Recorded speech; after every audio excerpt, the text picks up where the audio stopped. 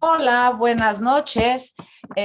Aunque para nosotros son días, les tengo que confesar, porque como ya les conté, me fui de viaje, ahorita es mi madrugada donde estoy de viaje visitando a mi hija y pues entonces lo grabamos para poderlo presentar a unas horas adecuadas y no cambiar las horas de presentación. Bueno, pues como les había dicho, este mes vamos a platicar con maestros que participaron en este foro de buenas prácticas educativas, segundo foro de buenas prácticas educativas, que lanzaron varias instituciones, LOGA, MUPORED, que es una asociación de mujeres por la educación que yo soy parte, donde PROED, Faro Educativo, en fin, fueron una serie de grupos, de asociaciones que se pusieron como de acuerdo para hacer estos seminarios, estos foros, ¿no?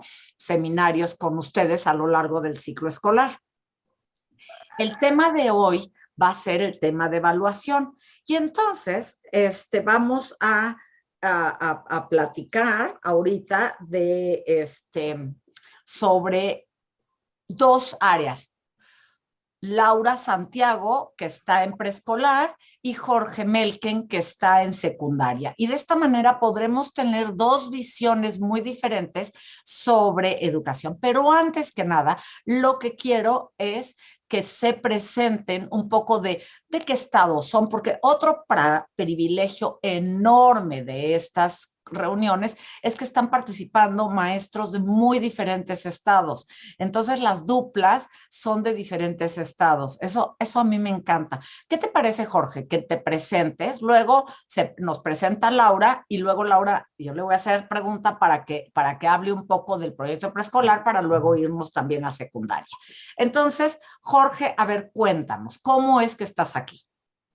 Hola, ¿qué tal? Buenas tardes y saludos a ambos. No, primero que nada, pues un enorme privilegio. Yo conozco de esta iniciativa de las buenas prácticas a través de mi autoridad educativa. Es quien me invita a... ¿En qué estado estás? ¿En qué estado estás? Les saludamos desde Campeche. ¿Sí? Ok, maravilla, Campeche, bellísimo Campeche. Desde el sureste del país. Aquí estamos pasando un poquito de calor combinado con bastante lluvia, ¿sí? ¿Ya está lloviendo mucho? Sí, ya estamos en época de lluvia. En realidad, como les comento, es a través de mi autoridad educativa local que me invita a participar en este foro de buenas prácticas con el propósito de atender la problemática, ¿no? Con este regreso a clases, que aquí en nuestro estado, al inicio del ciclo escolar, pues se estipuló de manera mixta, saliendo pues de esta pandemia, ¿no? Que nos ha tomado por sorpresa a todos, ¿no? Con sus bemoles y con sus particularidades. Pero pues ha sido una experiencia bastante gratificante. Como usted comentó, yo estoy en el nivel secundaria, pero trabajo en la modalidad de telesecundarias. Ok. Entonces lo que tienes es los 3 grados de secundaria, ¿no? Trabajo con un grado, pero trabajo okay. toda la carga curricular que está planteado pues en el programa de estudios. Ok. ¿Pero con un grado o con un grupo? Con un grado. Okay. Yo trabajo con primer grado. Ok, padrísimo. Ok, pues ahora sí, ya sabemos de qué nos vas a platicar ahorita que nos platiques. Y Laura, cuéntanos. Sí, yo soy del estado de Guerrero, de la Costa Chica. Yo trabajo en un jardín que se llama Tenoch, de la zona 87 de preescolar.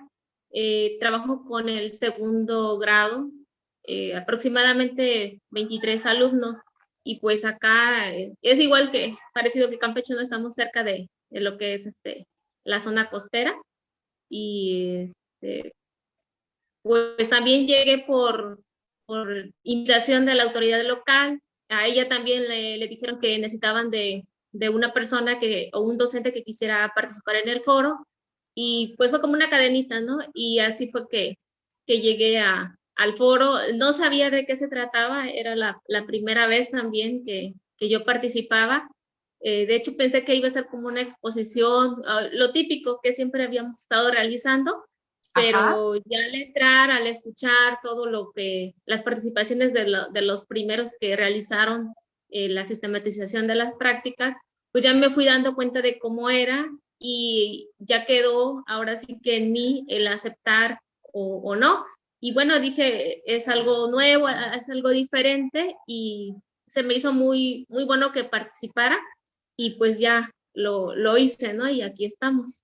Ok, o sea, sí podemos decir que había un antes en cuanto, no necesariamente a las actividades que hicieras, pero sí en cuanto a la sistematización de ellas, ¿no? Que a partir de el poder tener sistematizado, puedes también plantear mucho más fácil una evaluación que representaría, qué es lo que quieres evaluar, no un hecho, sino un proceso, ¿no? Sí, de hecho yo ya tenía como que un trabajo previo. Lo tenía más o menos ubicado así para poderlo exponer. Tengo un grupo de la zona en donde les expongo mis trabajos de lo que yo realizo, estrategias que pongo en práctica con mi grupo y todo. Entonces Ujú. estaba yo tratando igual de hacer algo parecido y llegó esto, así que pues todavía fue mucho mejor, ¿no? Porque Ok. ya fue un poquito más dándole como que más forma, ¿no? Un poco más de sustento a lo que yo había estado pues realizando en cuestión de evaluación. Ok, ok, padrísimo. Ahorita nos vas a contar de eso, pero cuéntanos tú, Jorge, ¿cómo fue para ti esta parte? O sea, ¿qué fue lo que rescatas de esta participación en primer término y así? Ok. Eh, Creo que lo más relevante, además de la experiencia maravillosa que esto nos ha dejado, es el atender un aspecto que muchas veces como docentes dejamos pasar, que es la sistematización. Eh, el, el darle, vamos a llamarle, pues una metodología propiamente pues a nuestra práctica docente. Eh, a través de la acción tutora que nos ofreció este proyecto, pues yo siento que fui sistematizando de mejor manera pues lo que fue mi práctica docente. Y de alguna manera poner, yo creo que los puntos en la I, ¿no? Porque a veces como maestros tenemos nociones, tenemos ideas, tenemos bosquejo de algo que queremos hacer y a veces desconocemos que esos elementos que forman parte del proceso que queremos emprender, pues tiene un nombre, ¿no? Ujú, ujú. Y hemos aprendido también a ponerle nomenclatura a nuestra práctica Ok, docente. ok. Eh, ¿En qué? A ver, ¿me puedes? Ok, está perfecto, pero dame un ejemplo concreto, que un maestro que no participó, que no sabe, porque yo estoy segura que Laura que te escucha dice, exacto, palomita, eso es lo que hicimos, eso todo. Pero ¿qué sucede con un maestro que no participó? ¿Qué empezaste a hacer diferente? Danos ejemplos ok, prácticos. lo, lo primero fue documentarme.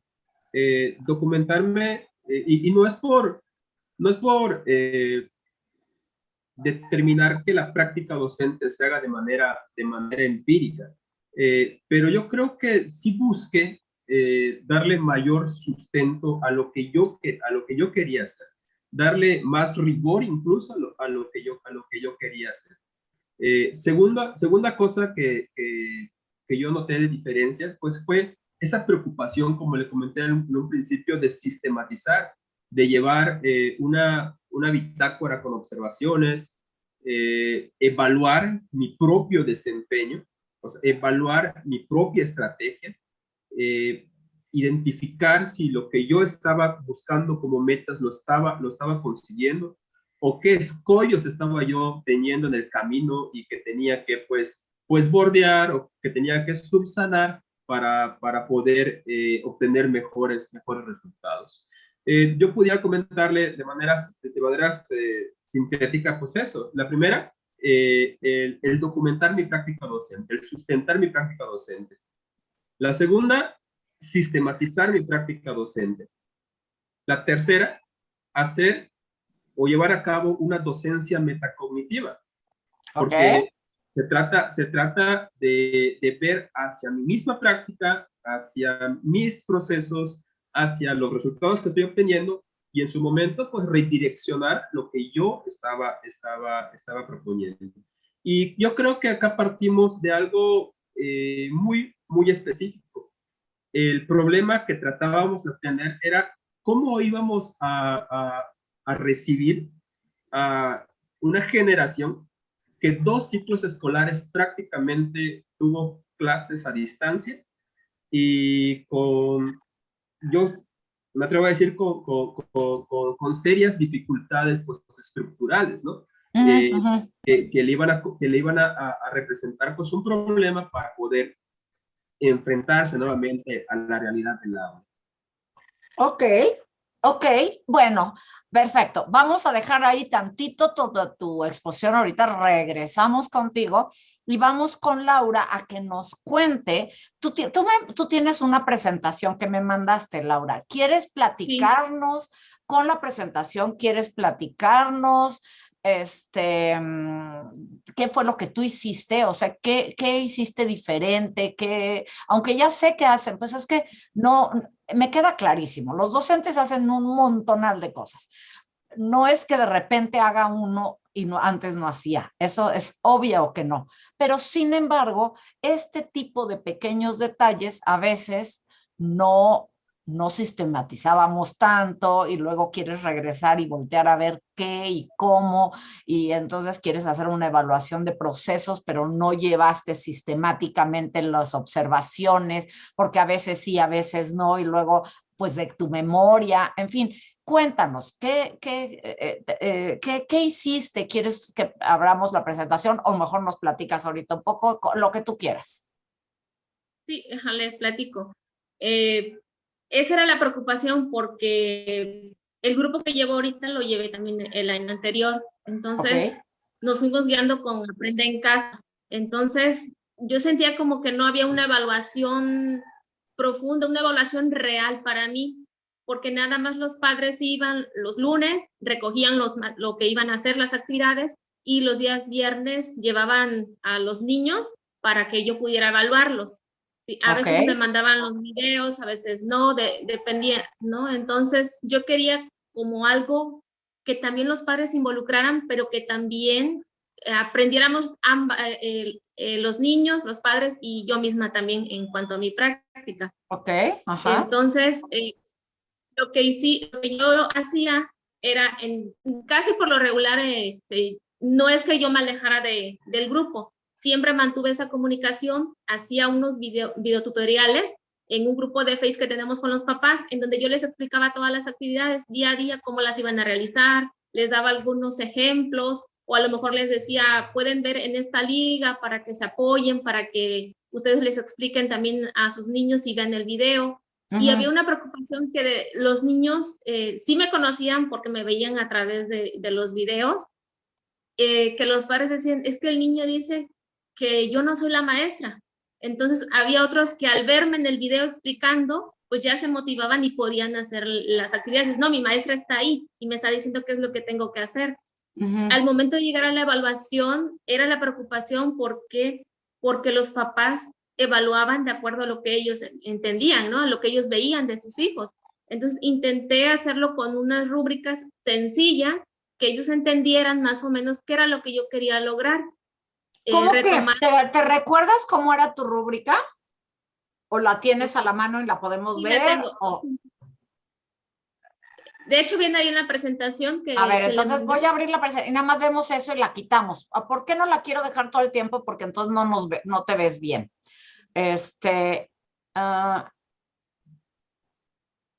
Laura, ¿verdad? Sí.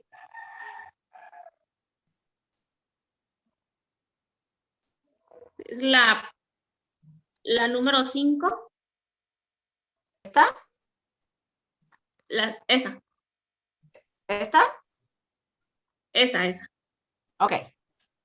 Como este proyecto se enfocó en cuanto a la evaluación diagnóstica para saber cómo estaban los niños al regreso a clases, ahí manejé esa rúbrica con unas observaciones adicionales. Por ejemplo, en la primera, dice rimas, canciones, trabalenguas, adivinanzas y otros juegos. Entonces yo ponía también otras observaciones extra en que el momento en cuando el niño ya se presentaba el día viernes para que yo lo evaluara, con lo que ya me había mandado del video y con lo que me había registrado el papá en su rúbrica, en su cuaderno, yo constataba, le preguntaba al niño y volvía a poner ahí mis observaciones o volver a reevaluar ese aprendizaje que el papá ya lo había hecho. ¿A través de una charla? ¿Lo hacías como a través de una charla o a través como era de un examen? como era personalizado, iba por tiempo, iban pasando niño por niño, ya se acercaba el papá, ya le decía en qué me podía ayudar para mejorar en ese aprendizaje, o a veces lo hacía general, hacía como una pancarta en donde les decía, si su niño salió en el color amarillo, naranja o rojo, tienen que apoyarlo de esta manera, y ya les explicaba, para que no se evidenciara como que a qué niño era el que le hacía falta, sino de manera general. Eso fue lo que se estuvo haciendo, y en la número 7, no sé si la pueda pasar. Voy. ¿Está? Esa. Ahí, no sé si se reproduzca un video de la niña que tiene la tortuga. Fueron esas actividades que a ver, voy a ver. Es que luego es difícil cuando está, pero a ver, voy a tratar. Ajá. Ajá. Y tiene 4 patas. Muy bien. Y tiene un caparazón. Un caparazón. Y los bebés tiene huevos. Ajá, tienen huevos. ¿Cómo es su piel? Su piel la tiene muy gruesa. Ajá. Ahora el siguiente animalito. ¿Listo? Así, mami. Así.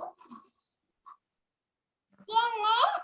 No, ¿qué animalito es? Es pato. Aquí tiene pato. Ajá. Y tiene 2 patas. Y tiene... ¿Qué come? ¿Qué comen los patos?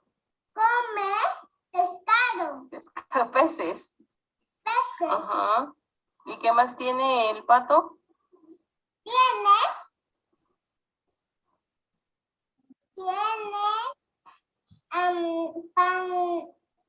alas. ¿Alas?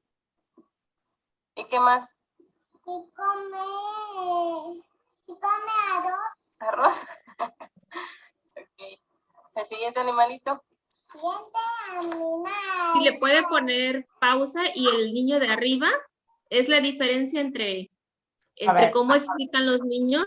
Okay. Esa fue una de las propuestas en donde no podía evaluar de la misma manera a ambos niños porque no tienen el mismo lenguaje fluido.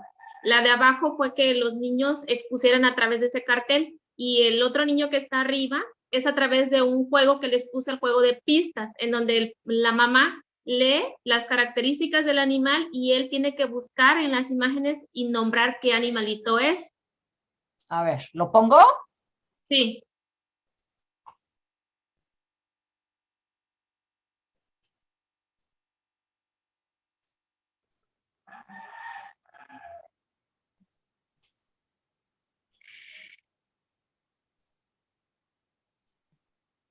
Ay, no quiere. Ay, no quiere. Bueno, síguenos contando en lo que espero que quiera. Entonces, esa era la idea aquí, de evaluar no con la misma actividad a todos los niños, porque algunos tenían un poquito más de dificultad en su lenguaje, al expresarse, otros tenían como que más temor de, aunque estuvieran grabándolos, así como que les daba un poquito de miedo y eso. Entonces, yo dije, bueno, tengo que proponer 2 o 3 actividades diferentes para lograr ese aprendizaje. Y fue así que fue que planteé esas actividades.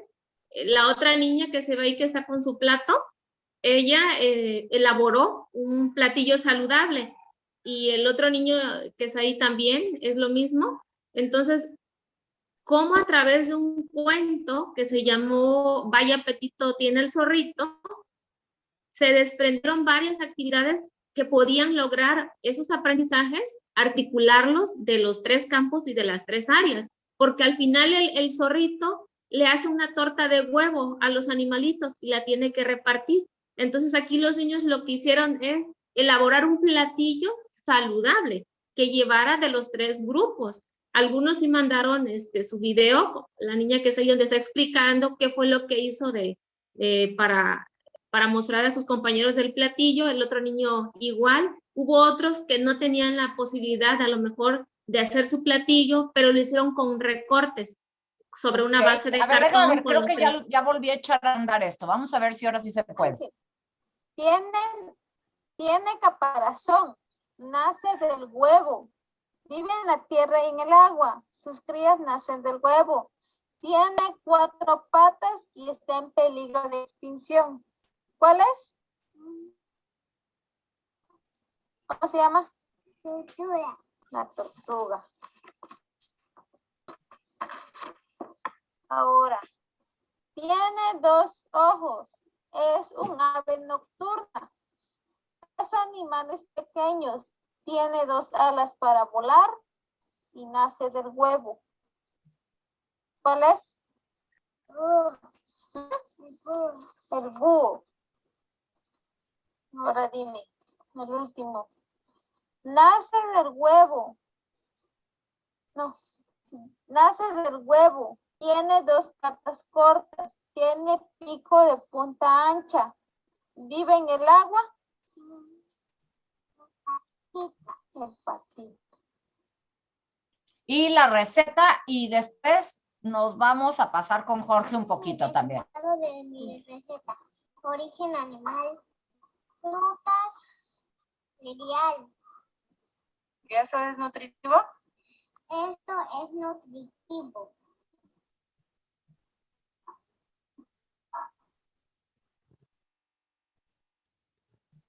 ¡Ay, están padrísimos los videos! Están padrísimas las evidencias. Y entonces los papás les ibas mostrando cómo poder fijarse y reportarte cosas y a su vez tú registrar los datos para luego hacer que te permitirán ahora hacer esta evaluación formal que vas a estar en este mes haciéndola, ¿no? Sí, sí. Y también puedes ver, me supongo, o sea, que llevas el registro de cada niño, cómo estaba el niño a principio de año y cómo va al final del año el niño, o sea, como grupo y como individualmente, ¿no?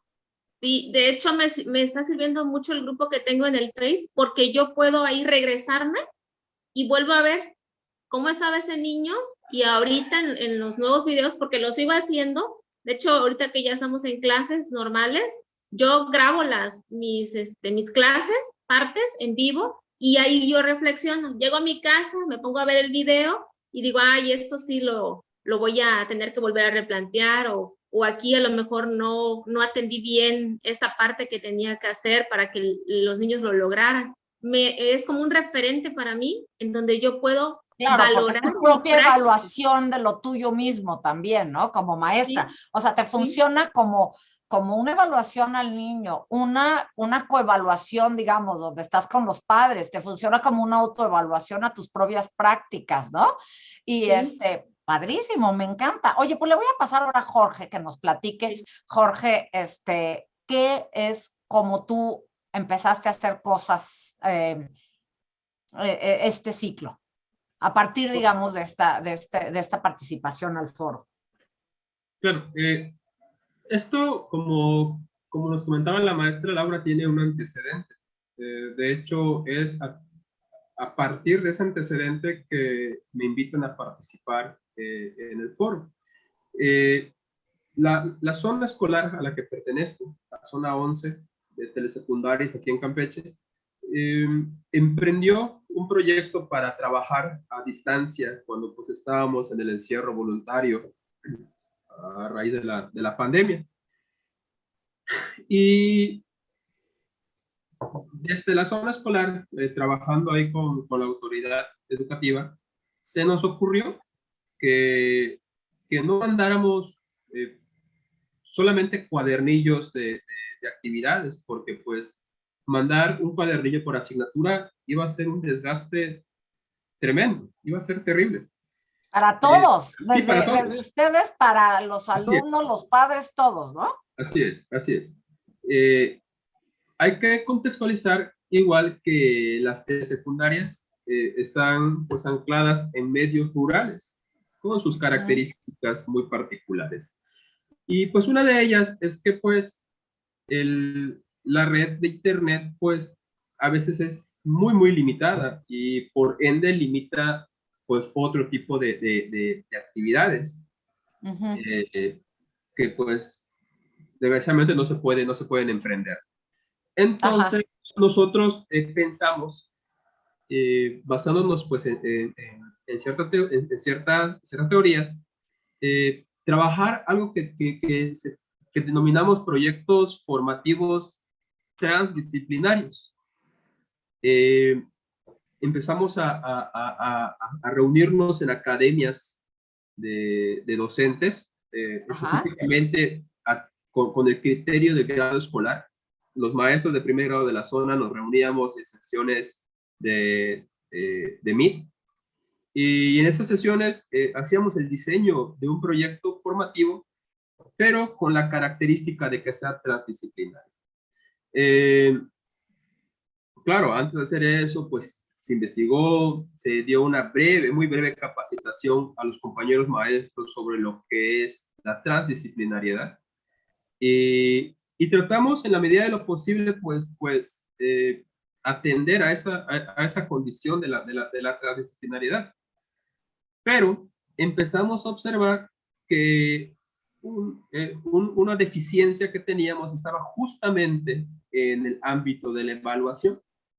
Estaban diseñados de la mejor manera posible por los proyectos, pero bueno, ahora, ¿cómo evaluamos los resultados de aprendizaje de esos proyectos transdisciplinarios?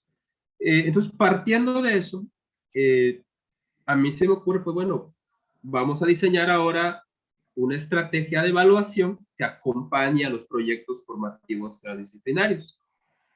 Y el punto de inflexión será cuando se nos notifica al inicio del ciclo escolar 2021-2022, el actual, ¿sí?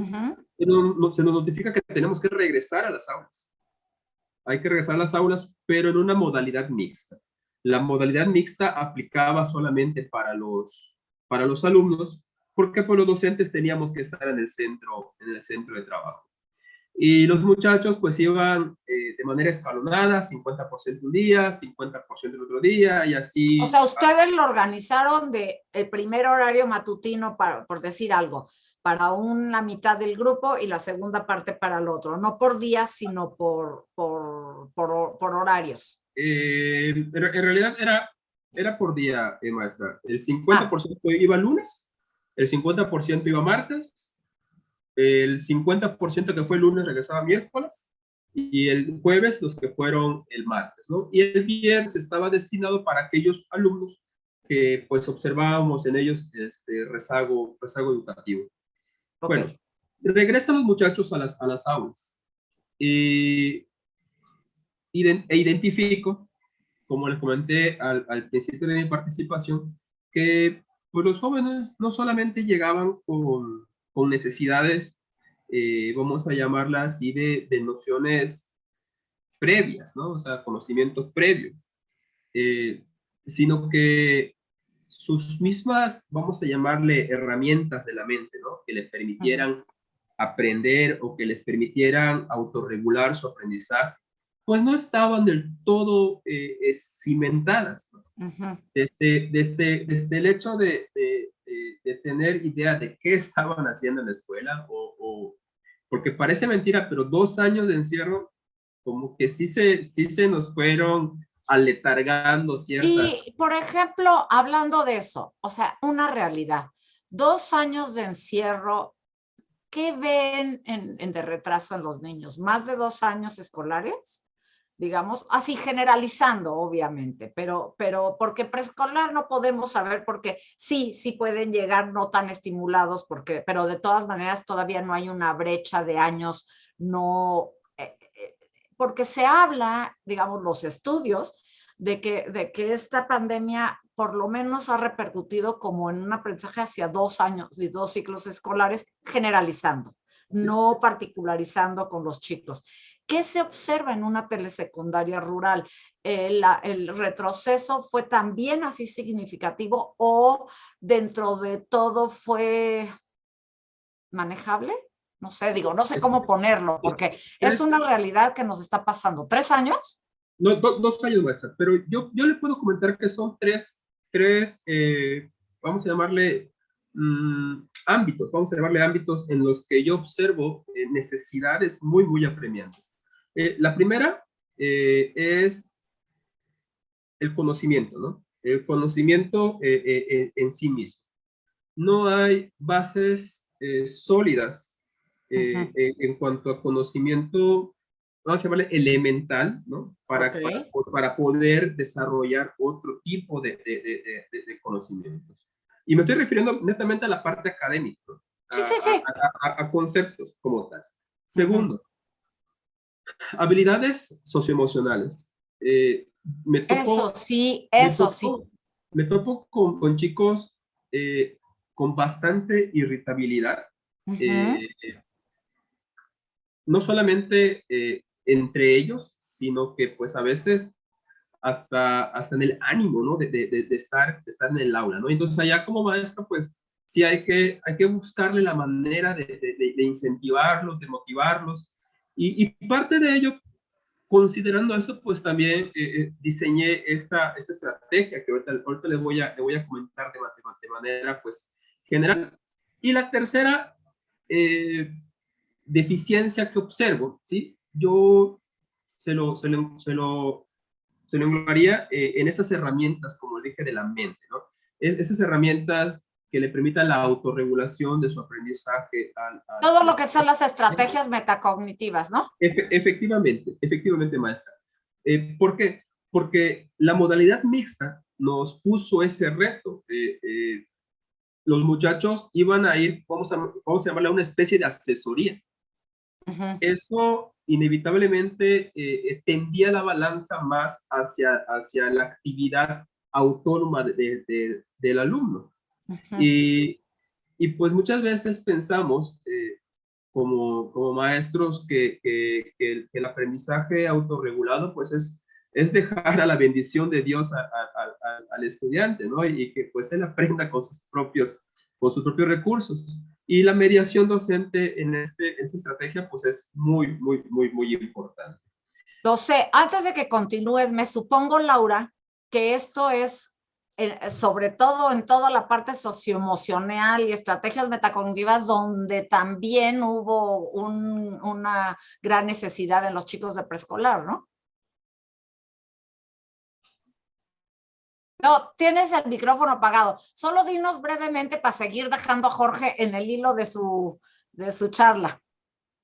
Sí, fue una dificultad que los niños se pudieran relacionar entre ellos, más que nada porque en preescolar dicen que las maestras somos más consentidoras con los niños, porque debe de haber ese afecto hacia ellos, ¿sí? El abrazarlos cuando llegan, a veces si uno los abraza cuando ves que están tristes o cuando logran algo, ¿sí? Se emocionan y eso, y ahorita no estaba permitido.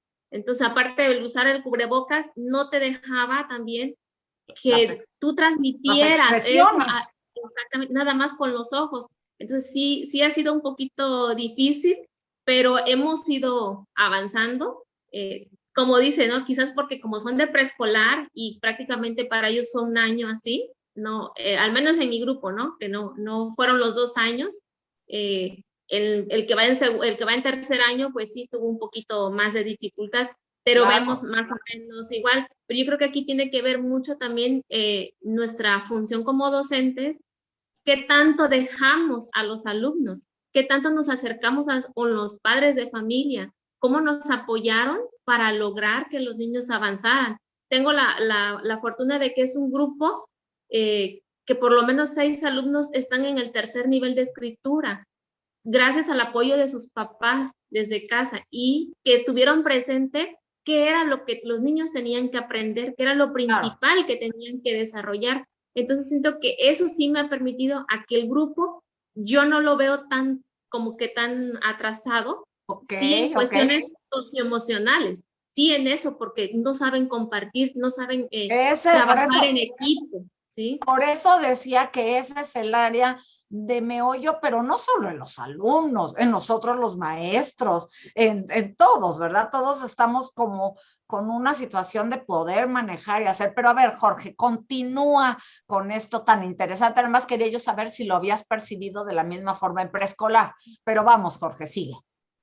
Muy bien. Entonces, como le comentaba, busqué complementar esta metodología transdisciplinaria a través de proyectos formativos, pues con una estrategia que también permitiese evaluar esos proyectos transdisciplinarios. Entonces, pues lo que hice fue diseñar una matriz compleja, una rúbrica solamente que fuese compleja, considerando la taxonomía de Marzano. ¿La tienes a la mano que nos las quieras mostrar o no? No la tengo a la mano, maestra. Okay, solamente no son las bases pues, epistemológicas del trabajo que realizamos. La rúbrica como tal, ¿sí? Bien detallada con sus niveles de desempeño, pues a veces incluía hasta 3 asignaturas. No tengo a la mano, me vuelvo a repetir la presentación, pero, por ejemplo, entonces, se me ocurre un proyecto formativo que vinculaba español, vinculaba historia y vinculaba inglés, por ejemplo, ¿no? Con diferentes temas, obviamente. El tema de español, por ejemplo, adaptar una narración a un guión de teatro. En historia trabajábamos derrota de los fascismos, y en inglés, el asking about actions, por ejemplo, ¿no? Y ¿qué era lo que hacíamos acá? Primero que nada, pues buscar la transdisciplinariedad en los aprendizajes esperados de las asignaturas. Y que esa transdisciplinariedad también se presentara en las actividades de aprendizaje. ¿Qué quiero decirles con esto? Las actividades iban concatenadas, pero no se distinguía en qué momento la actividad era de historia, o en qué momento la actividad era de inglés, o en qué momento la actividad era de español, ¿sí? Porque todo iba dirigido vamos a llamarle... A un proyecto, digamos. Exactamente, a concretar un proyecto. En el ejemplo que le estoy manejando, lo que tenían que hacer los alumnos era escribir un guión de teatro. El guión de teatro tenía que tener como esencia la derrota de los fascismos, ¿sí? Y con cierto aditamento del inglés. Esa actividad didáctica pues se complementaba, le digo, con la evaluación transdisciplinaria a través de una rúbrica compleja, que tenía, le digo, pues los diferentes niveles de desempeño, cuyo, vamos a llamarle su aspecto más elaborado era el dominio estratégico, ¿no? Y el de menos incidencia, pues era el preformal. Íbamos del preformal, receptivo, resolutivo, autónomo, hasta el estratégico. Y cada uno de esos niveles de desempeño, pues iba lo más claro posible descrito qué era lo que necesitábamos observar como maestro, y como compañeros, también como alumnos, necesitábamos observar del trabajo no solamente propio, sino de mi propio compañero, ¿sí? Porque la estrategia también albergaba la evaluación según quién participa. Consideraba la autoevaluación, la coevaluación y la heteroevaluación. Entonces, básicamente, esa fue la técnica y el instrumento que se utilizó, pero lo enmarcamos en un proceso que redimensionó las relaciones entre alumno y maestro. Porque, y una pregunta. Estas tres áreas involucrarían, digamos, en un sentido, como mencionaste, inglés, historia y español, digamos, ¿no? O sea, lengua materna, digamos. ¿Quién encabezaba? O sea, ustedes de los tres, o sea, ustedes tres maestros, ¿planearon juntos este proyecto o lo planeaste tú, por ejemplo, y se unieron los otros maestros? Como esta parte me interesa porque si queremos como mostrar cómo se trabaja a otros maestros, que vean cómo se organizaron ustedes, ¿no? Claro, mire, maestra, como le platicaba al inicio, esto se trabajó mediante academias, sí, sí. Por academia de zona. Y en las zonas, me supongo, técnicas, ¿no? En las sesiones técnicas apoyaban para afinar los proyectos, ¿no? No precisamente en los consejo técnico. En los consejos técnicos escolares. En realidad, hubo mucha disposición por parte de los compañeros maestros. Que a veces trabajábamos a contraturno, a veces trabajábamos sábados, ¿sí? Sí era desgastante en realidad, sí era muy desgastante. En algún momento, pues sí se refirió cierto desánimo, ¿no? Por parte de los compañeros, pero pues allá platicando con ellos, encauzándolos, pues se volvían a meter a contagiar del entusiasmo. A la dinámica, ¿sí? Se volvían a meterse en la dinámica y como le comentaba, o sea, entre todos iba surgiendo la estrategia, porque muchas veces uno tenía una concepción de la transdisciplinariedad. Uno a lo mejor veía en dos asignaturas una relación, pues sí, epistemológica, buscaba una cierta relación, pero a lo mejor el otro compañero del mismo grado, pues lo entendía de otra manera, y cuando él hacía su comentario, pues tus esquemas cambiaban también, y dices, es verdad, como dice mi compañera, a lo mejor sí, por acá le podemos dar otro sentido, ¿no? Otra vuelta de tuerca a lo que queremos hacer, y se nos haga más práctico, se nos haga más económico, se nos haga menos desgastante, incluso buscar las actividades concatenadas.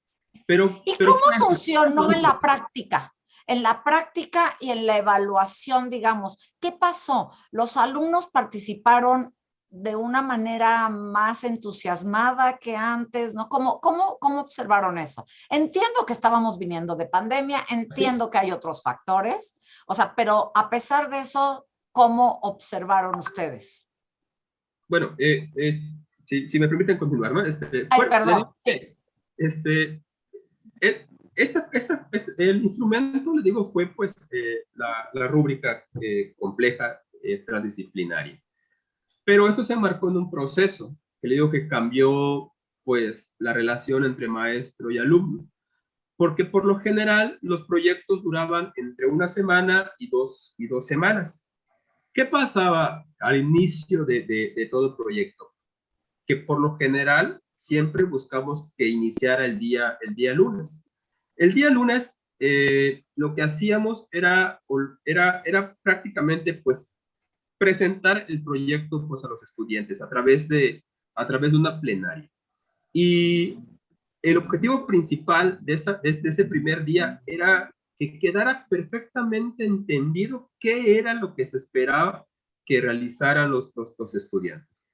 Porque, vamos a llamar el cuerpo de ese proceso, pues los muchachos lo que hacían era guiarse atendiendo a esa matriz de valoración, que al mismo tiempo pues funge como un mapa de aprendizaje, un mapa que de verdad dirige lo más específicamente posible hacia dónde o qué camino tiene que seguir el estudiante para poder concretar el proyecto y al mismo tiempo ir involucrando pues herramientas tanto cognitivas como metacognitivas e ir concretando su aprendizaje. A decir verdad, en un inicio fue muy complicado, los muchachos se llenaron de topes, no entendían muy bien qué es lo que... Cómo llevarlo a cabo, ¿no? Efectivamente, efectivamente. Y esa es la parte más complicada, esa parte de la transposición didáctica, ¿no? Que yo como maestro lo entiendo, pero pues ¿cómo hago que mi alumno entienda lo que le estoy proponiendo?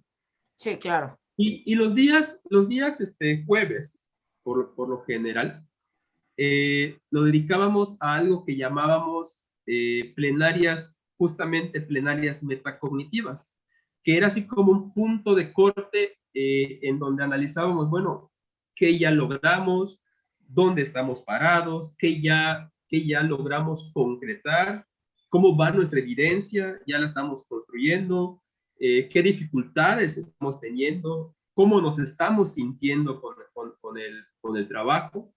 Y pues tratábamos de abordar esas diferentes esferas que le comenté que estaban como deficientes. Ya no tenemos tanto tiempo, Jorge, por eso te insisto, digamos, en esto que nos platiques en la parte, está interesantísimo.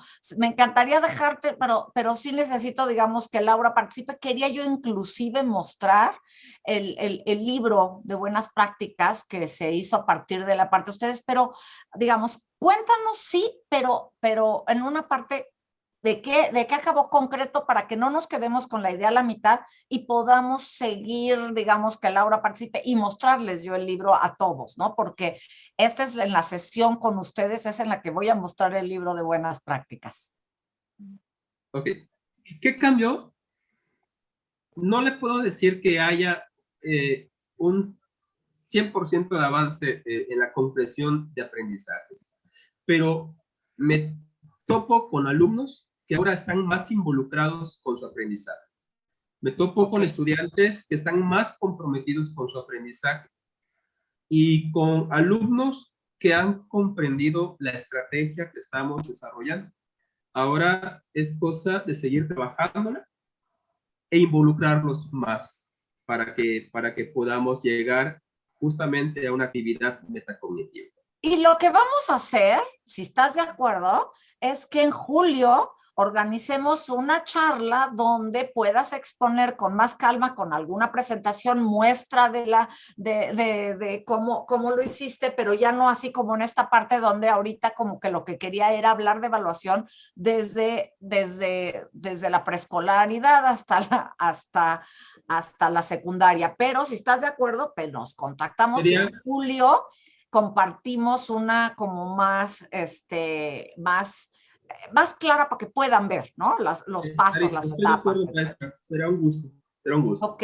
Y gracias. Laura, ¿cómo ves esto? Así, esto estaba sucediendo en secundaria. ¿Cómo aplica para preescolar? O sea, también oír esto y decir, ay, yo rescato esto que me podría ayudar también para mi práctica de preescolar, que estamos hablando que es el inicio, bueno, ya no, bueno, porque está en la etapa inicial, pero digamos, preescolar y secundaria es casi de los principios y el fin, ¿no? De la educación básica. Sí, bueno, el maestro menciona aquí a través de un proyecto, ¿no? El trabajo que se hizo aquí, a lo mejor no fue así como un proyecto, pero fueron los cuentos. Entonces, un cuento te dejaba para articular también varios aprendizajes de los diferentes campos y áreas. Y no me esperaba a finalizarlo para saber qué cuento le podría gustar al niño y que me permitiera reforzar los aprendizajes que no habían quedado del todo. Entonces yo ya a mitad de la semana, porque iban por semana algunos y otros por 2 semanas, iba viendo, valorando con sus registros qué sí les faltaba, qué no, y qué cuento les podía gustar, porque partíamos de una lectura de un cuento, de un libro que a los niños les llamara la atención y que pudieran tener ese seguimiento con sus aprendizajes. El primero fue el del Vaya Petito tiene el zorrito, por los animales, porque a los niños les gusta mucho sobre los animales. Después fue el de Paco el Chato, Blippi Pip, Willy el Tímido, para hablar sobre las emociones, Cuenta Ratones, La Sorpresa de Nandi. Entonces, estos fueron parecido a lo del maestro que dice, fue como un proyecto a través de la lectura del libro, en donde los niños conocían más sobre los personajes, pero también los vinculaban con lo que estaban viviendo, con lo que ellos estaban sintiendo. Y porque, por decir, en Paco el Chato es cuando se pierde y no sabe su dirección y no sabe su nombre. Entonces viene del campo a la ciudad. Entonces ver que aquí en donde vivimos es una ciudad que se pueden perder, y cómo van a ser ellos en el momento que les llegue, si es que les llegara a pasar, que deben de conocer su nombre, que deben de saber su dirección. Es como atraerlos a la realidad con las situaciones auténticas en donde ellos puedan saber qué puedo hacer. Ah, ya sé, ya lo vi, en la escuela ya me dijeron que si pasaba esto podía yo hacer esto. Entonces, de eso más o menos es este proyecto que es sobre evaluación, pero que me deje ver también que los niños se entusiasmen con las actividades y podamos tener esa relación con los padres, con los niños y pues también conmigo misma, ¿no? Para poder tener un resultado, un desempeño, pues de ambas partes y así poder ir mejorando. Y no solamente me quedé con este proyecto de los cuentos, porque también si yo veo que no me está dando resultado, tengo que cambiar mi estrategia de cómo darles esas actividades a los niños. Después claro. del Pero fíjate primer que esto de trimestre, los cuentos va totalmente en armonía con lo que en Colorines hacemos, que por cierto, suscríbanse al canal, síganme, pónganle que las campanitas, porque recomendamos cuentos, tenemos cápsulas para aprendizajes esperados, digamos, de secundaria. Ya tengo chavos de secundaria que consultan y, por ejemplo, en segundo tuvieron que hacer su campaña escolar y entonces ven lo de campaña y alguien no lo podía aterrizar y les hice uno para poder aterrizar cómo hacer una campaña. En fin, la idea es que se funcionen como complemento para los docentes, para los padres de familia, y justo los libros como detonadores a mí me encantan. Y en ese sentido, siempre a los maestros de secundaria les digo, vayan a los libros que tienen muchas veces en primaria baja o en primaria alta, pero sobre todo primaria baja y preescolar, estos libros álbum que funcionan maravillosamente bien para detonadores de charlas de proyectos en secundaria, a la cosa que tengan, digamos, al nivel que vayan ellos a desarrollar su proyecto. Entonces me encanta que hayas mencionado esto de los libros. Invito a los maestros de secundaria que si tienen compañeros, amigos que tienen en escuelas primarias, y échenle una mirada a los libros, porque como detonadores uno dice, no tiene, son imágenes, tiene poco texto, pues son grandes detonadores. Justo en todo este tiempo hemos hecho todos estos cursos de tertulia literaria, lectura en voz alta, a partir de los libros, cómo organizar lectores, pensadores críticos, que es exactamente lo que están haciendo ustedes dos, y que los libros funcionan maravilloso. Déjenme, antes de irnos, mostrar este libro. Es el libro que se hizo por este foro, ¿no? Es el libro donde ustedes son parte de esta parte, que es Buenas Prácticas Escolares Docentes, Regreso a Clases, que se puede descargar y que lo pueden consultar otros maestros y que pueden ayudarles, ¿no? ¿Cómo se llama tu proyecto y cómo se llama tu proyecto, Jorge? A ver, Laura, ¿cuál es el tuyo? se llama Estrategias para favorecer la evaluación formativa en tiempos de pandemia. En evaluación. ¿Está aquí? Sí.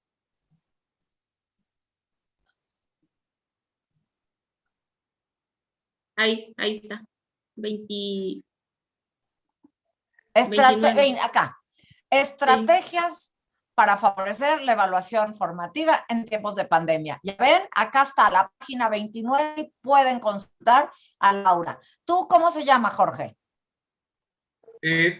La estrategia 30, maestra. Estrategia integral de evaluación desde la transdisciplinaridad.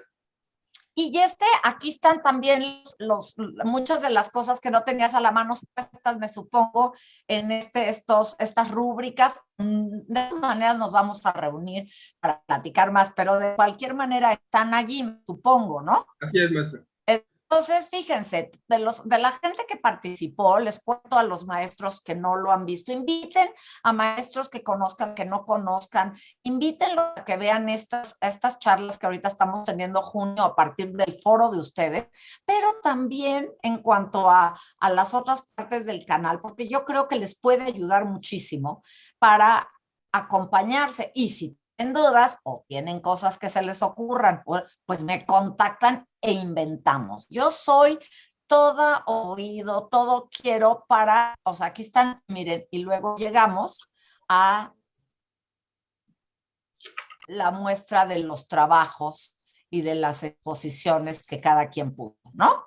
Así es. Entonces creo que es un documento, yo voy a poner el documento para que voy a pedir autorización obviamente a Loga y eso, ya de la charla que nosotros tengamos, voy a poner el enlace para que pudieran descargarlo, y entonces otros maestros puedan saber, porque yo creo que es muy importante compartir entre docentes estas prácticas exitosas que se tienen y que lo conozcan los docentes y ustedes a su vez conozcan de otros docentes. Creo que es una de las cuestiones pues, más importantes, ¿no? O sea, que no es, ustedes tienen mucho que aportan y compartirlo con otros es muy importante. Eso queremos colorines, esto querían de los foros, ¿no?